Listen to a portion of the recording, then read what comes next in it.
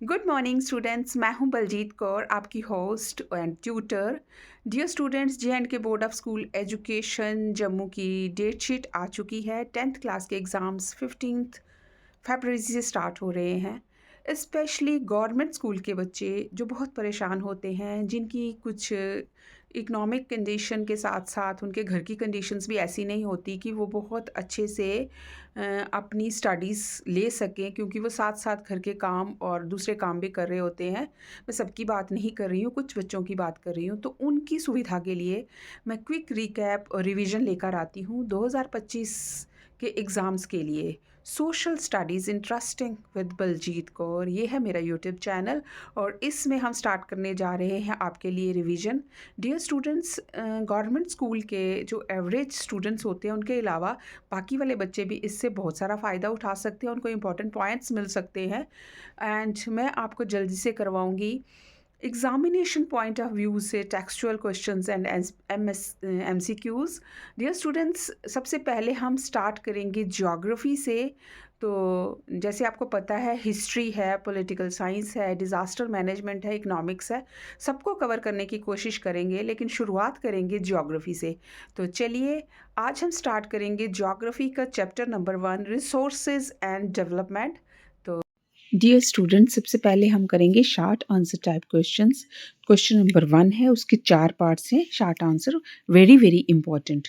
Question number 1 A part is name 3 states having black soil and the crops grown in it. पहले आपको 3 states के नाम बताने हैं।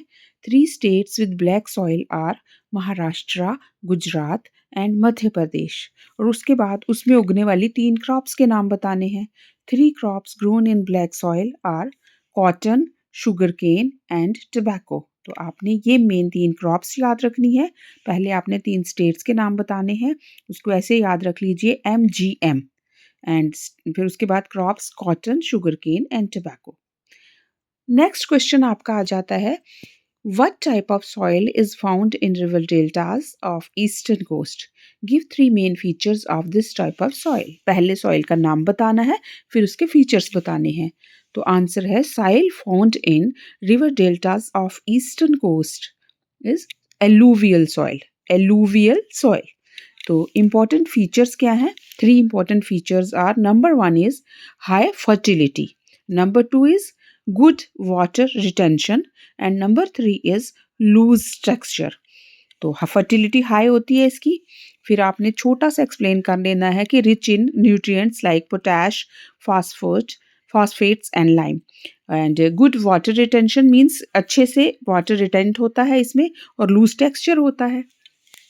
क्वेश्चन नंबर 1 का सी पार्ट है, what steps can be taken to control soil erosion in hilly areas. हमने बताना है कि हम हिली एरिया से सॉइल कंट्रोल इरोजन को कंट्रोल कैसे कर सकते हैं। तो देयर आर 3 मेन स्टेप्स। आपने खाली स्टेप्स के नाम लिखने हैं इसमें। नंबर 1 इज टेरेसिंग, सीढ़ीदार जिसको खेती कहते हैं। नंबर 2 इज कंट्रोल प्लोइंग, एक ही स्लोप पे कंट्रोलिंग की जाती है। और नंबर 3 इज एफॉरेस्टेशन, यानी कि फॉरेस्ट लगाना। 4th क्वेश्चन है शॉर्ट आंसर में ही, what are biotic and abiotic resources, give some examples. तो हम बायोटिक रिसोर्सेज लिखेंगे, साथ में एग्जांपल्स बताएंगे। Resources classified into biotic resources, जिनको कि लिविंग थिंग्स भी कहते हैं। बिल्कुल शॉर्ट में मैंने आपका आंसर दिया है। इसमें आ जाते हैं plants, trees and crops. Animals आते हैं, फिश भी आता है, लाइव स्टॉक। माइक्रो ऑर्गेनिजम्स भी इसमें आते हैं, यानी bacteria and fungi. Abiotic resources are non living resources. इसमें आ जाते हैं water, soil, minerals like coal, iron ore, air and solar energy. बहुत इजी। डियर स्टूडेंट्स, अब हम बात करते हैं लॉन्ग आंसर टाइप क्वेश्चंस की। तो फर्स्ट चैप्टर में 2 ही लॉन्ग आंसर टाइप क्वेश्चंस है, बहुत आसान है आपके लिए।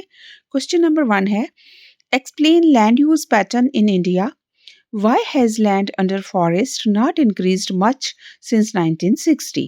यानी कि 2 पार्ट्स में क्वेश्चन है। पहले हमने बताना है कि इंडिया का लैंड यूज पैटर्न कैसा है, कैटेगरीज बतानी है, परसेंटेज बतानी है, और उसके बाद बताना है कि हमारी फॉरेस्ट लैंड क्यों नहीं इंक्रीज हुई 1960s के बाद। तो आंसर है land use pattern in India आपने पॉइंट्स बताने हैं। नंबर 1 सबसे पहला लैंड यूज़ है net sown area that is 60.4% agriculture, यानी कि एग्रीकल्चर के काम जो आती है लैंड वो कितनी है 60.4%। नंबर 2 है फॉरेस्ट्स, यानी फॉरेस्ट के अंडर कितना है 21.7%।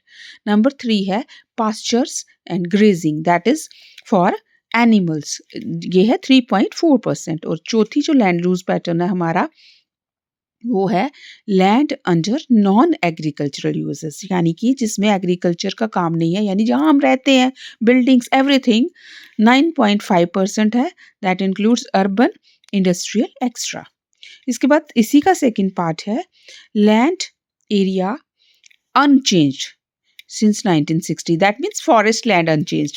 तो इसकी रीजंस क्या है? बिकॉज नंबर 1 है फिक्स्ड ज्योग्राफिकल बाउंड्रीज, हमारी बाउंड्रीज फिक्स्ड है। नंबर 2 है no territorial gains mergers since independence.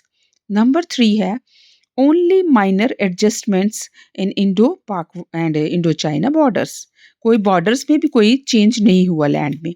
और नंबर 4 है land reclamation from seas and oceans negligible in India. Last question हमारा आता है लॉन्ग आंसर टाइप में, how have technical and economic development led to more consumption of resources. जितनी ज़्यादा technology develop हुई, economy develop हुई, उससे हम ज़्यादा से ज़्यादा रिसोर्सेज क्यों कंज्यूम कर रहे हैं, कैसे?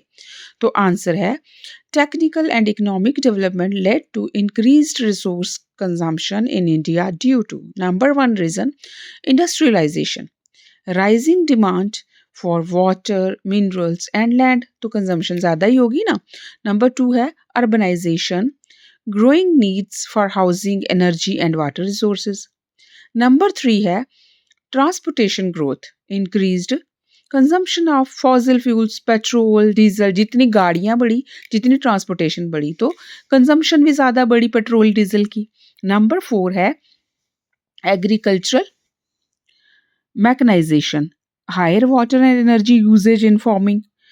नंबर 5 एंड लास्ट है rising incomes, greater consumption of goods, services, energy and water. लोग जितना ज़्यादा इनकम लोगों की बढ़ी, उतना ही लोगों ने हर चीज़ का इस्तेमाल, सर्विसेज का इस्तेमाल ज़्यादा किया।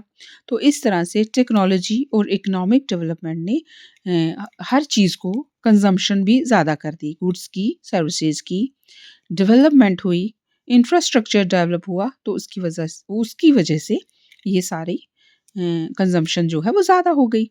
तो डियर स्टूडेंट्स, ये थे सारे आपके इतना ही आपका सिलेबस फर्स्ट चैप्टर का जो है इतना ही आपने करना है, यानी 4 शॉर्ट आंसर करने हैं, 2 लॉन्ग आंसर करने हैं। बहुत आसान है, आज ही की आज कर सकते हो आप। इसके अलावा कुछ ऑब्जेक्टिव टाइप क्वेश्चंस है, तो मैंने सोचा है कि वो मैं सारे के सारे ऑब्जेक्टिव्स पूरे सारे लेसन्स के ज्योग्राफी के इकट्ठे करवाऊंगी आपको 50 के 50 क्वेश्चंस जो इम्पोर्टेंट होंगे। ठीक है, all the best student. Last but not the least, let's do some objective type questions. Question number 1 is, what is a resource? Anything that has value. Number 2, what type of resources are sun, wind and water?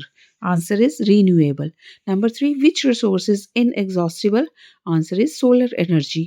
Number 4, what percentage of earth is water? 71%. What type of resource is soil? Answer is renewable. इसके बाद बच्चों आपके लिए ये exercise है जो आपने खुद सॉल्व करनी है, डू इट योरसेल्फ। तो ये आपकी बुक की, टेक्स्ट बुक की एक्सरसाइज है, ये 5 क्वेश्चंस जो आप खुद सॉल्व करोगे, और बहुत आसान, बहुत इजी वे में मैंने आपको समझा दिया है शॉर्ट आंसर्स में। तो जितनी जल्दी हो सके, टाइम आपके पास बहुत कम है, इसको पढ़िए। Have a nice day and best of luck.